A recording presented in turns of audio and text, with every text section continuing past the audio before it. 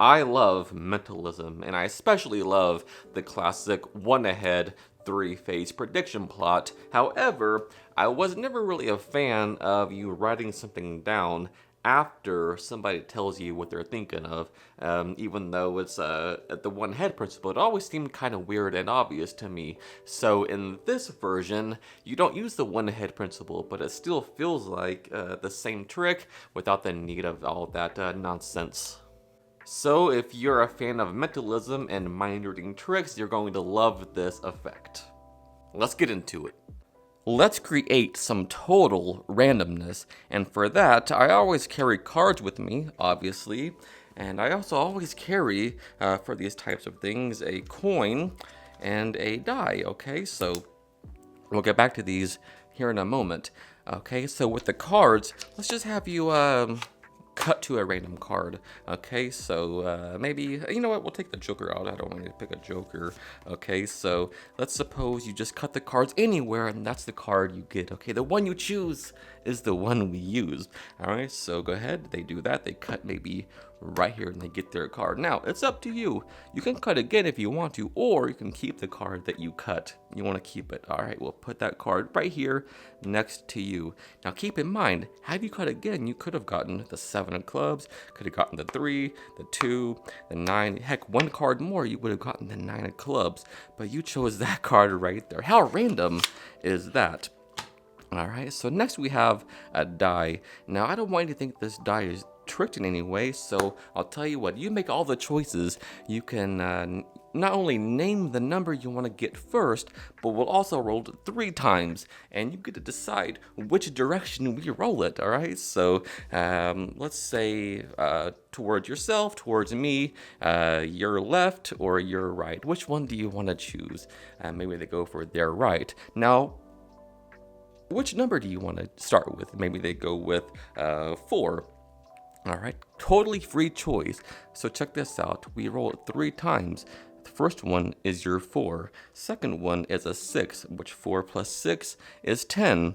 One more time, we get a 3. 4 plus 6 is 10, plus 3 is 13. You can't get any more random than that. Let's say you chose to roll a 5, and 5 plus 3 is 8, plus 2 is 10. A lot of choices you could have gone with it, but you chose 13 with that total randomness. All right, next we have a coin. This is just an old American silver dollar, and now I want you to flip this coin either heads or tails, okay? So it's completely up to you. You can do it as many times as you want to. It's up to you. So they do that, and they get heads. Maybe they go for one more. Who knows? All right. Whoops, sorry about that.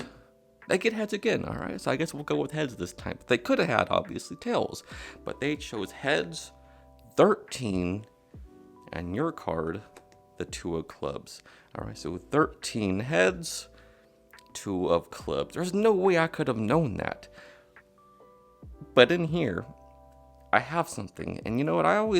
Every night I dream about cards and coins and dice, and last night my dream was something very specific, which I wrote down on this piece of paper. 2 of clubs, heads, 13.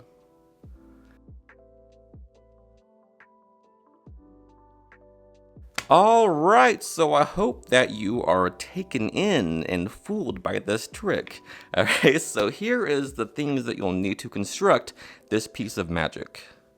First thing you'll need is something to carry your props in, so maybe like a little, coin purse or something similar, like a draw bag or something, to put your coin, your die, and your prediction inside, which reads 2 of clubs, heads, and 13.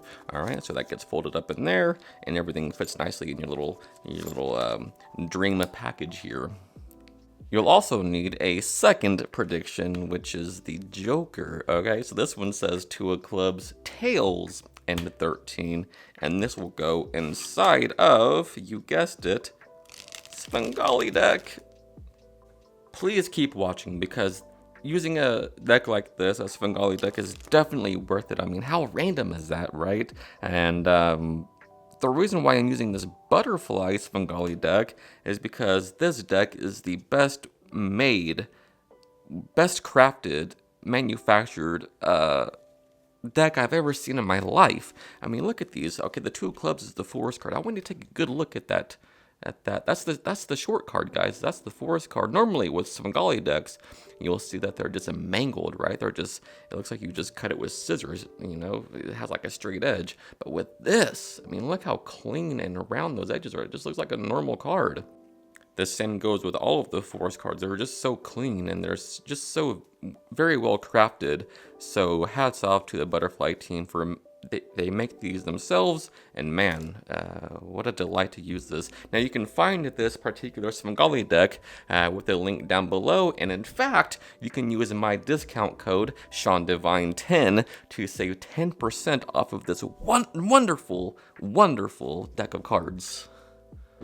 Alright, so this Tails 2 of Clubs prediction will go somewhere inside of this Svengali deck. Masquerading as your Joker, alright, that goes inside the box.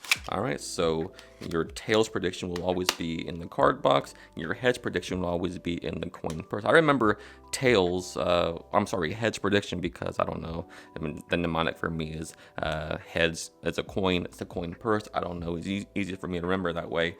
It goes without saying, obviously, that you can use, 2-way out coin purse. This is the quiver, right? So if you wanted to, you could just have 2 pieces of paper in your quiver. So that way, right, when you put one in, one will be here and the other one will be here. How it vanished.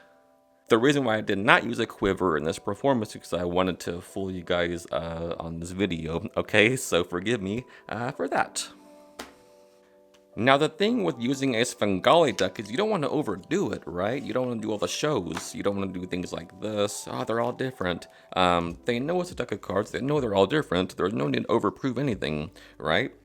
But you do want to start with an indifferent card on the face. That way when you pull them out, it just looks like a regular deck of cards. And preferably a card that is in high contrast with the force card, right? So that's a nice little touch as well. Now you see, in a minute you're going to cut to a card. But, I don't want to pick a Joker, so let's take the Joker out. It's not a good card to use. And you're just spreading through and taking out that prediction card as if it's a Joker and putting it face down right there, maybe under the box. Now, when you take the little purse out or whatever you're using and you're taking these items out, you don't want to show that you have something else in there. You don't want to show that piece of paper in there because you want the prediction to be a surprise, all right? So throughout this thing, you never mention a prediction at all. You just say you're going to try something totally random, and for that, you always carry with you these things that, can generate randomness, okay? So you don't want to flash that piece of paper that's in there, and you don't say that you have a prediction. Very important, all right? So you just casually take the die out and the coin out.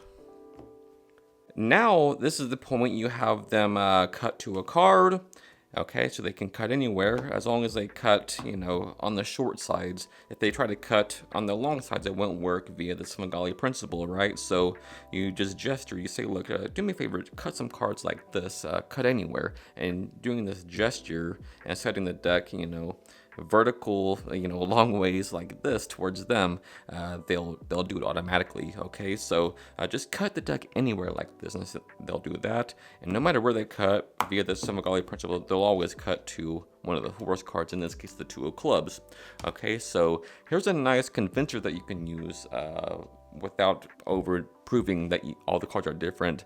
When they cut to it, you say, look, you could have cut to the 7 of hearts and you could have cut to the 6, and all you're doing here is just basically doing the Svengali principle, but in cutting action instead, right? Saying you could have cut to all these cards. You could have had the 7, could have had the ace, could have had the 3, heck, one more. That would have been the 7 of clubs, blah, blah, blah, right? Now just put the cards back in the case, and they're convinced at this point that their card is totally random, which is where you want to be. Now for the die. It's a completely regular die. It can be a borrowed die if you want to. Heck, you can borrow the coin if you want to. Everything is totally random, of course, except for the cards. Okay, so to do this, you say we're going to create total randomness, and I don't want you to think that die is tricked anyway, so why don't you just call out the number that we start on, and we'll roll 3 times. Hey, let's make it the most random that we can, and we get to decide which direction we roll the die. All right, so I mean, think about that. How random is that? It seems like there's no way that you could predict that outcome. Okay, so the secret behind this is very clever. It's a very old principle. Okay, so basically, whichever direction they decide to roll the die, that's the side you want the one spot to be. So if they go for their left, you want the one to be on their left. If they say towards them, you want the one to be towards them. All right, so you get the idea. If they say their left, or I'm sorry, their right, then the one points to the right. Okay, so having this set, it's very simple. It'll always equal 13. Okay, so let's say they name a 5 and they say towards themselves. Okay, so the 5 is up, the 1 is toward themselves. But you do this secretly. You don't want to, you do it casually. You just, oh, you have a 5? Well, roll it 3 times toward yourself and just do it like you're just looking for the 5. All right, so don't be like, okay, now. And you want to sort of practice this and make it look as casual as possible. Okay, so now that they have their chosen number on top, you say, we roll it 3 times. The first time was your 5, second time is your 6, and now we have a 2, which 11 plus 2 equals 13. It'll always equal 13. Now you can throw in some convincers. You say if you would have chosen a 4, it would have been totally different, and just put a different number in front of them or the direction they chose, right? If you would have chosen a 4, that would have been 4 plus 5 is 9, plus 3 is 9, 10, 12, right? So totally random choice, totally free, totally random. Again, if they would have chosen a 3, different number towards them, obviously, that would have been a 3 plus 2 is 5, plus 4 is 9. A lot of different choices you could have come up with, but you chose 13. All right, now for the coin toss, it's completely legitimate, regular coin, and this time they said tails. So you know the tails prediction is in the cards. All right, so think about this. Random card. Random number, 13. Random toss of the die, tails. And all you have to do now is reveal your prediction, which if in this case is tails, so boom, 2 clubs, tails, 13. If it was heads, obviously do this. Do me a favor, open that thing. And you're saying here, I every night I dream of cards, coins, and dice, and sometimes I write them down. In this case, I did. I got something in there, wrote it down. Take it out and look at it. All right, so they take it out and they read aloud your prophecy there. All right, so but I suggest I think it'd be a lot cleaner for performance mode for layman if you have one, a quiver purse. All right, so highly recommend it. So the inspiration behind this routine came from the book called Unreal by Bruce Bernstein, and his routine called Utility and Mental Routine. It's basically all the same stuff. However, I've replaced this sort of business card number force with that dice force instead. And with this, you would have 9 business cards or 9 pieces of paper numbered 1 through 9. And sort of a matrix deal force, forcing the number 165. That's a really good force, and there's a lot of good things in that book, but I just find it, I don't know, for me, it's a lot of procedure, right? And it's the kind of thing where it's too specific, right? It has to be done this way and that way and that way. And I think, when things are that procedure heavy, it seems like you're trying to, seems like it's going to be the same outcome every time. All right. So at least that's how I feel. Okay. So it's up to you. But like I said, there's a lot of good things in this book. Highly recommend it. So that die force came out of the Bammo Flim Flam conglomeration by Bob Farmer. And with this book, it's basically a giant tome of things you can do with dice, coins, cards. It's basically a whole book of bar bets, right? Things you can, like scams, which is a fantastic book. But that particular die force that I used is a sort of my take on one of those in here. I don't do it exactly the same as he describes in the book. I do it a little bit differently, but definitely worth checking out. Alright guys, so as always, thank you so much for taking the time out of your day to watch this video. It truly does mean the world to me. And so if you learned something new and if you got value from this video, do me a huge favor and hit that like button and sub to the channel. Until next time, happy practicing. I love you guys.